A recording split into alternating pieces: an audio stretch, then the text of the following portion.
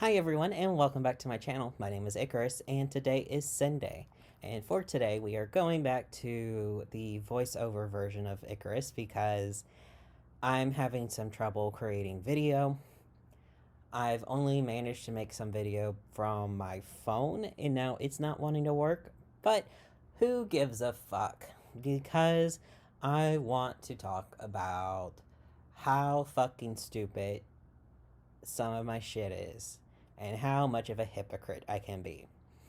Because I have been obsessing over Centaur World over the past couple of days. I was sort of recommended watching it a couple weeks ago, but I've been distracted by The Witcher and by writing porn.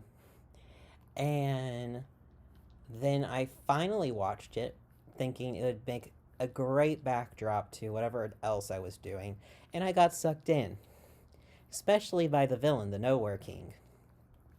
And I promise we're going to get back to Christianity in a minute. But the Nowhere King bears an uncanny resemblance to the Lich King as well as the Beast from the Lich King being from Adventure Time, the Beast from Over the Garden Wall, where they are both kind of the skeleton, ooey gooey creatures with like these massive rack of horns, nightmare dark creatures. And they all also kind of bear a resemblance to this Algonquin mythology around the Wendigo. So I was thinking, I want to talk about Centaur World. Maybe I'll talk about it Monday, da da da da da.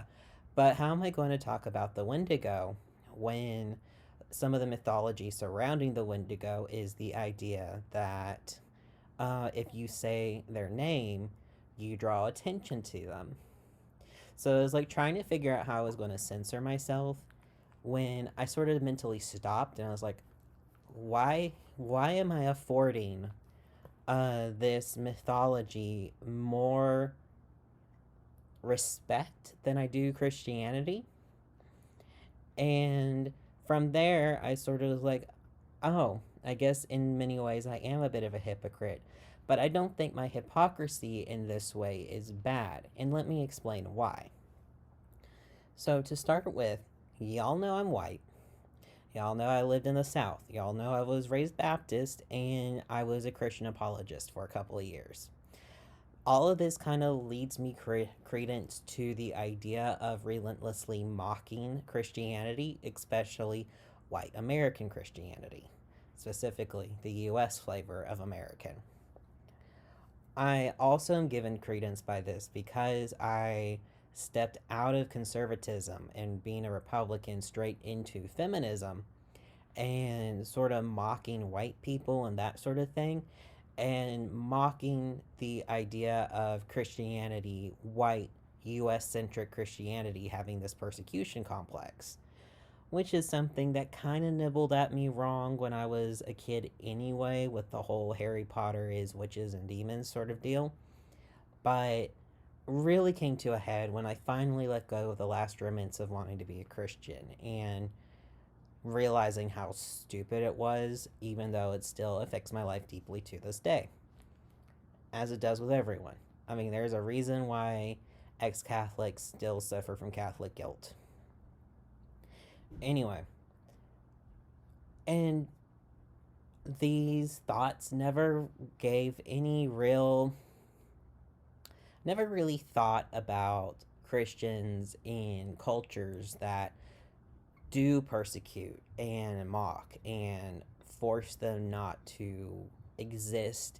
They don't have the sort of freedom that white Americans have. And so I'm thinking about places that are very heavily Muslim or they're very regulated, like China. And these were places that I knew about growing up because my church and other churches would use these as examples of Christian persecution to this day, sort of side by side with the idea of like the Ten Commandments potentially being taken away from the government seat place in Alabama. I can't words today. It's been a rough day. I'm going to put some of the bloopers at the end just so y'all know what my recording situation was like today. And so when I converted to being an atheist, I also sort of converted away from the idea that Christians could be persecuted at all. And it also lent a greater voice to other religions that, even though I'm very anti religion, I don't talk about them because I feel like it's not my place. I wasn't raised in those religions, so I don't have the nuances, and there are just, it's so easy as a white person to not put the depth of research in that's needed to discuss it in a nuanced way, as well as, even if I did do that, I could still come off as a white American railing against Islam for reasons. Reasons being racism, primarily, and the jingoistic culture of a post 2001 America that I primarily grew up in. So I don't talk about other religions. And there's also the fact that First Nation people were systematically thrown out of their homes, murdered, coercively changed over to Christianity, had their culture, religion, everything stripped away from them. And when you research Wendigos, holy shit, it shows. Like, the original stories behind Wendigos usually showed them as a very tall, thin man. Sometimes they are giants because the more they would eat, the taller they would like grow that much extra mass. So they're constantly starving even though they're gluttonous as hell. Um so they were very, very people shaped. And then as they got taken over by white narratives and by other storytellers and became more of a mythology, that's when we started having the antlers and the skulls and some of this other imagery coming in. And it's insane to me how pervasive all of this shit is, because the Wendigo backlash from people didn't really come around to my notice until that video game series, until Dawn came out. And because Wendigos, there are very, very prevalent. They are a supernatural force that you're trying to survive against, while also dealing with human forces. And it it takes place in these mountains that are named after one of the first secular storytellers about the Wendigo. It was someone named Algernon Blackwood. He wrote a short horror story called Wendigo, and the way that it was written is very subtly demonizing of First Nation people. And then you go to like this 2015, 2016 video game, and they name the mountains after him. I can kind of see where the backlash came from. And so I find myself trying to speak of other religions in a way that is more respectful to them, even though I am fundamentally against all religions. And for me, at least, the mythology behind the various First Nation stories, be it from Central America stories to North American, and I mean, I'm really, really oversimplifying these stories, but that's also kind of what white people have done. They have turned all of these different groups of people and they've sort of turned them into a couple of monocultures. Whereas we have the Algonquin, which is supposed to be talking about sort of a group of tribes and group of people that all kind of have similar language together, but I'll just say it and mean this one region. And in some ways it works, in some ways it doesn't. So, like, I'm trying to counteract my own history of colonizing versus making fun of white people culture. And even though I see First Nation myths as much of a myth as I see Greek or Norse mythology, I am much more comfortable co opting Greek mythology over to my stuff as opposed to First Nation. And it's not because there are people that practice these religions from First Nation cultures, because we have modern day pagans that worship Norse gods or Greek or Roman gods. And they do take offense to people sort of appropriating it for their own thing, but it feels more okay for me and probably for a lot of other white people to like use those stories over and over again, or like any of that shit, and as opposed to First Nation, because we see Greek, Roman, Norse as quote unquote white stories, even if they weren't necessarily white. Plus, by this point, these three different mythologies, especially, have been turned into monomyths because there's the history behind how the Greeks would take Etruscan and other mythologies and kind of wrap them up in their own pantheism. And then the Romans came, and like the Greeks have all these different stories, and then they get roped into their religions, and it keeps being distilled down and down and down into modern culture, where we have taken these so many different myths and sort of created these mono figures out of them. But it feels quote unquote less okay for woke white people to do that to First Nation cultures, because we we have a much closer history of the colonization and the destruction of their culture.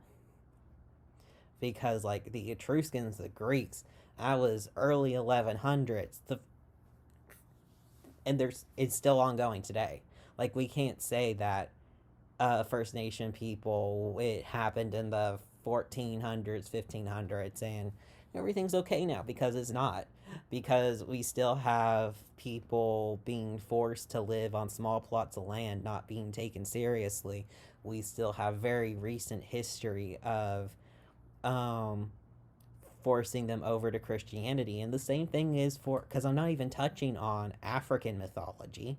Like there's all these different mythologies, the Aboriginal from Australians, all of this stuff in Greek, Roman, and Norse is okay because it's white, because it's been co-opted already, because it's the the ramifications of what happened feel like they were so long ago. But Aboriginal, African, First Nation, these are still ongoing issues, especially in the US, where we brought the slave trade, especially in Australia, where they killed so many people and they turned Australia into a prison state for British British criminals.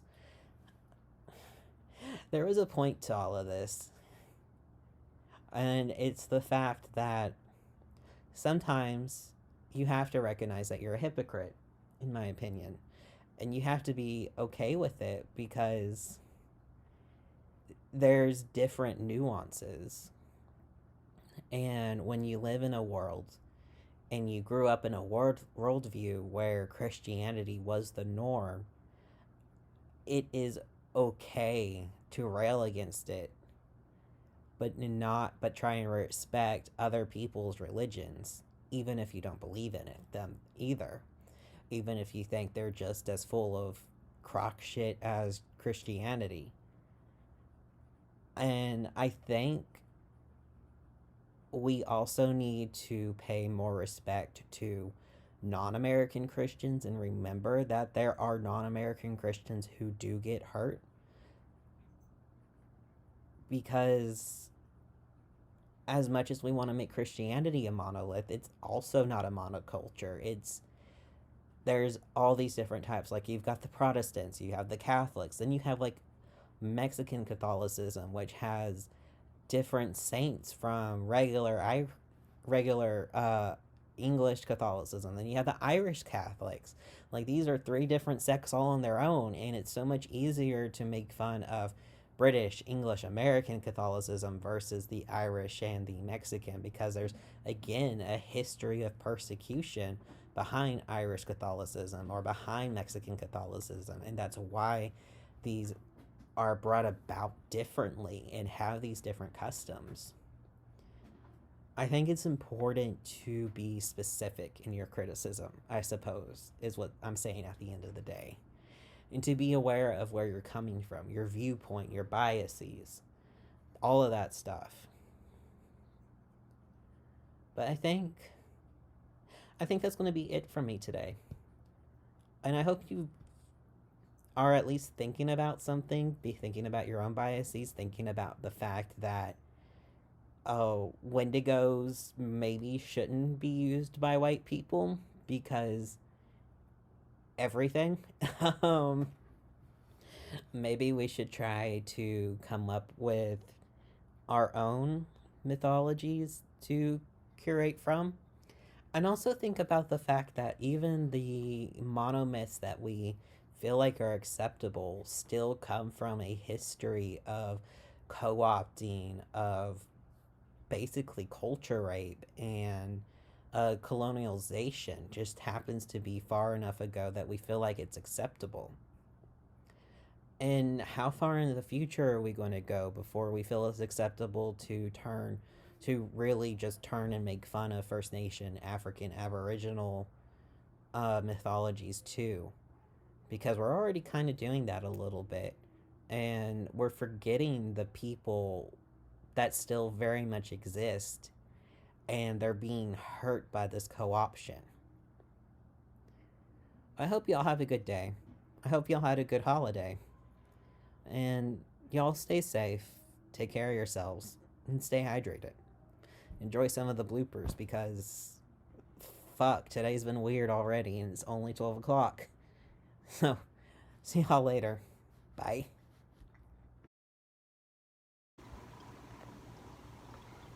Wow, it's absolutely blinding. Um,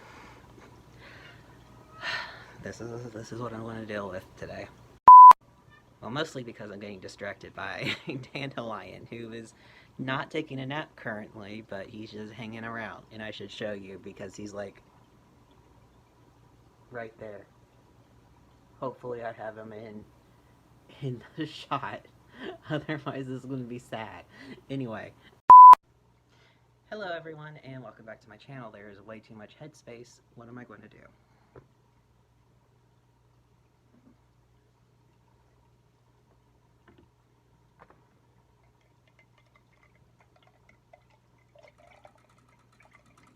This is not even all dissolved. What are you up to, little man? One of my wild type betas. Isn't he pretty? He's wondering what the fuck we're doing. Goodbye, my dude.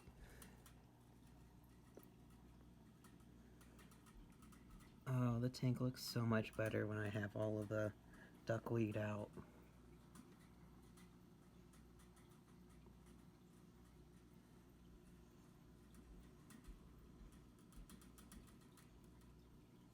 No idea where Charlie is right now. Probably hiding. He's really good at that despite being like 7 inches long.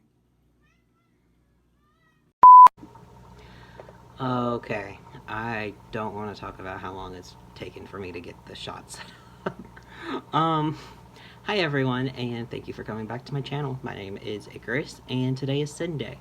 So, where normally I'd be talking about some aspect of Christianity that is very mock-worthy, today I wanted to talk about how,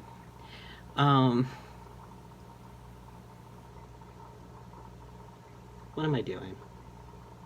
What is my life? You have no answers for me because you are but a fish.